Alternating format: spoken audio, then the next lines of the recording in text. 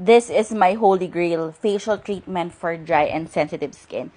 Hi guys, welcome to my mini vlog, and today we are going to Remedy Skin Solutions here at Uptown Residences in BGC.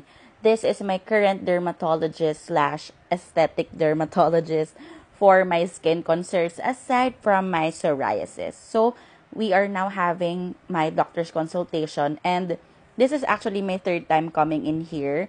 And still, they recommended the Hydra Boost Facial kasi nga I have very dry and sensitive skin. And what I love about Remedy is, sometimes may mga aesthetic derma na parang they will just sell you mga new treatments kahit hindi mo naman sila kailangan. But with Remedy, they really care about my skin. So, kung Hydra Boost lang yung kailangan ko and nakita nila clear skin naman ako, ito lang talaga yung ibibigay nila for me. So, we are starting with Hydra Boost. Ito yung machine na ginagamit nila. And one, they infuse the hyaluronic acid, the peptides, the antioxidants para mas maging glowing and plump yung skin ko. And they are actually targeting my dry patches sa face, like the upper part ng aking brows, sa sides ng nose, and ayan, ini-infuse lang nila sa skin ko. And guys, sobrang ganda kasi talaga ng result nito. Even after the session, kasi for me, ito yung mga hindi nagagawa ng mga skincare products ko. Feel ko, kailangan ko pa rin talaga ng